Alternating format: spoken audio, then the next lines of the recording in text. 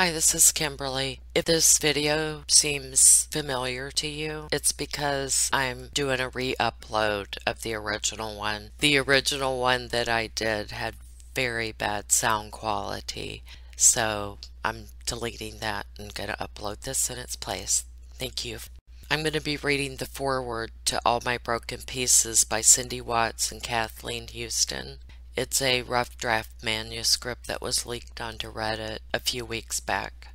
This is the foreword, and it begins. I decided to write this book after several months of observing the Chris Watts case, not because it was an interesting case, though it is, but more so because there never seemed to be any clear motive. I don't believe that anyone without a violent past or some sign of mental illness would simply turn around one day and murder a pregnant woman and two little girls just because they met somebody new. That didn't wash for me. I've written and researched strange crimes before, and this definitely looked like one. There was a pretty obviously strained marriage and lots of questions, many of them both medical and financial. The crime itself was the very worst that can be committed, killing children, and for that, to my mind at least, there are never mitigating circumstances, except I guess insanity. Was he insane? Was she? Or could it have been drug use? Some kind of amphetamine might cause this, and what was in those patches? Some miracle weight loss because he looked astounding in his before and after photos. Or it was simply speed which explained the weight loss, lack of sleep, as reported by him and his girlfriend, and his seemingly over-the-top energy. Amphetamine rage makes people do the most horrible things. I remember the Jeffrey MacDonald case, a pregnant woman and two little girls of exactly the same ages. The late writer Joe McGinnis had, I thought, proved in the seminal Fatal Vision beyond any doubt that he had indeed killed his family, as had the prosecutor in North Carolina. North Carolina, Fayetteville, so close to where Christopher and Shanann Watts grew up and met. Odd that. Yes, it was similar to Jeffrey MacDonald, wasn't it? The handsome young doctor who had no history of violence but had in one terrible hour destroyed all their lives, his included. Why? The only answer that made sense, if that is the right word, were those diet pills, and diet pills, at least back then, were amphetamines.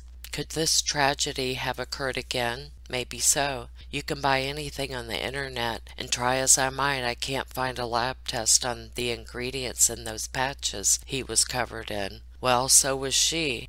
Was that what happened? Then again, I don't think she looked like she could have been using speed. She wasn't fat. She wasn't thin. She looked normal. But then there were all those illnesses and maybe an elective neck surgery. And at least some of those must have led to opiate use, and that's really just heroin, and people don't always behave normally on heroin either. So, okay, drug use seems a serious possibility.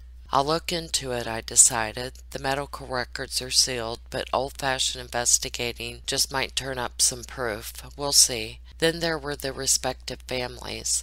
That's always a horrible thing to witness, whether you know them or not. The grief, the endless pain, and in the last couple of decades, that pain is always made a million times worse by having your every single act since the day you were born scrutinized by millions of people on the internet, along with the usual media, and that's just for the parents of the victims. They don't get a pass either. It's the wild, wild west on the net, and since all of us can know everything we usually want to. Then there were his parents. They looked so nice and terribly devastated. They looked lost. Did the son they loved so much and thought, as all parents must, that they knew so well, could he do this awful thing?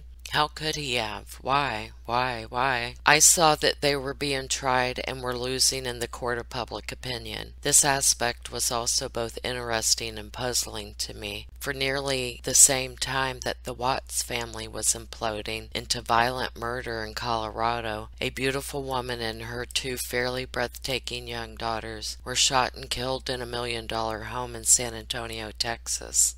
As in the Watts case, the possible suspect of the crimes, mother came forward and spoke of her love for her son, her certainty that he never could have done this thing. Funnily, that also happened in the MacDonald case long ago, but no one hated Mrs. MacDonald for her loyalty to her son. No one seemed to feel that way about Mrs. Wheeler in Texas either, save maybe possibly the family and friends of Nicole Olson and her daughters. It's odd, isn't it? Who we choose to judge and who we don't. I wonder why this mother was singled out for so much hatred, for doing what most mothers do, are in fact expected to do, to love their children no matter what. There were people who even seemed to think the Watts family did not love or miss their small granddaughters because they still loved their son and were asking questions. It was obvious from the beginning that neither of them were fond of Shanann. Well, if we're being honest, few mother and daughters-in-law are all that close. But this one seemed worse than most because his parents weren't at the wedding. Then there was Nutgate. Most daughters-in-law don't make loads of Facebook postings, which basically accuse mothers-in-law of attempting to murder their grandchildren. But this one had. Wow, yikes. There was, I knew, quite a backstory there, and I wanted to know what it was. Also in the beginning to feel sorry for Chris's family. I also was beginning to feel sorry for Chris Watts' family. They hadn't killed anyone, allegedly or in real life.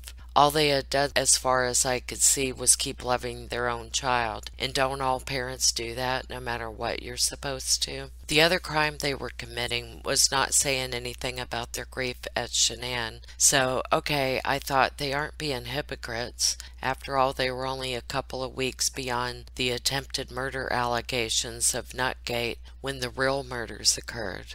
People sanctify the dead a lot, and that's normal, I guess, unless it's Hitler or somebody. On the other hand, if someone you have disliked heartily for a long time dies, someone maybe you had been in a terrible fight with, say because they called you an attempted child killer on the net, dies, is anything but pretty gross hypocrisy to go on TV and tell people how much you love them and how much you miss them? To me, the answer is no.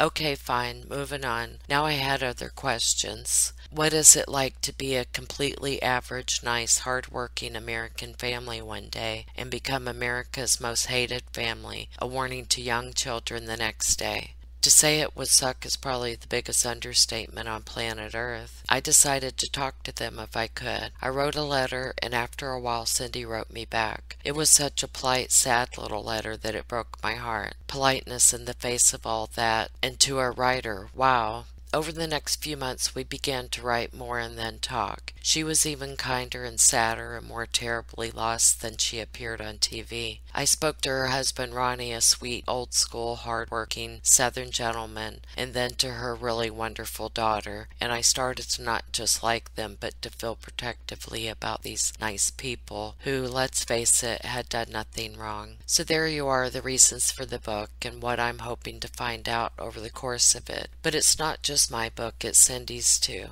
She needs a place to tell her story and to explain her feelings and history with Son and Shanann and her granddaughters. She needs a place to try and explain and find out for herself what really happened, or try. Because Shanann and Celeste and Bella are gone now. They are beyond our questions and beyond caring about our judgments now. This book is for the living. Their stories about before and after. Kathleen McKenna, Hewtson, San Francisco, California, July 2019. All My Broken Pieces, a story of motherhood, love, and loss. That's the end of this video. Thank you for listening.